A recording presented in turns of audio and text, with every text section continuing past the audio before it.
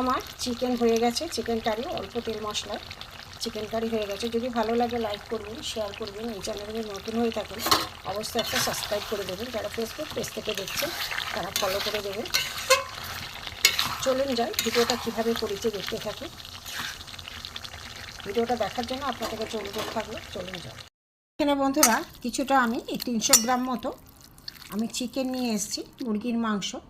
এখানেই মশলা আছে, লঙ্কা গুঁড়ো, এখানে হলুদ গুঁড়ো, নুন, জিরে, ধনে গুঁড়ো, এখানে চাট মশলা দিয়ে আমি এটা মেখে নেব। এখানে আমার পেস্ট আছে, পেস্ট দিয়ে মেখে নেব। আদা রসুনের পেস্ট দিয়েছি, মশলাগুলো সব দিয়ে দেবো। দিয়ে এখানে মিক্সার জারে পেস্ট করা আছে, এইগুলো আমি দিয়ে দেবো। দিয়ে আমি চটকে মাখবো।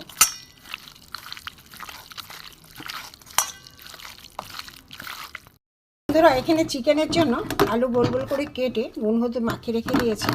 আমি এইটা তেল বসিয়ে দিয়েছি, তেল গরম হয়ে গেছে, আলু কটা আমি ভেজে নেব।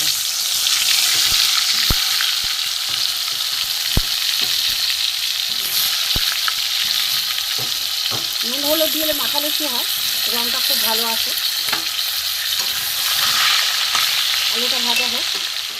বন্ধুরা মোটামুটি আলু সেদ্ধ হয়ে গেছে, আমি তুলে নেব। একটা থালা আলাদা রেখে দেবো, গ্যাসটা কমিয়ে দিই।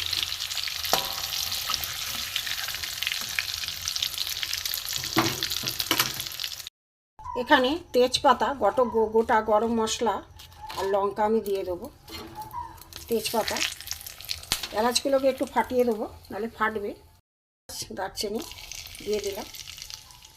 এবার চিকেন মশলা দিয়ে মাখা আছে, আমি এতে দিয়ে দেবো।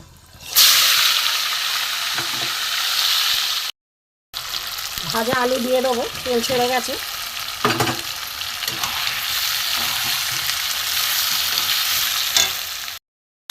এবার আমি মশলা ধোয়া জলটা আমি দিয়ে দেবো। এবার হতে থাক বন্ধুরা, আলু সেদ্ধ হবে। এবার আমি একটা কিছু চাপা দিয়ে দেবো। আর আমি চাপা দিয়ে দেবো, হতে থাক। অল্প তেল মশলায় চিকেন কারি হয়ে যাবে।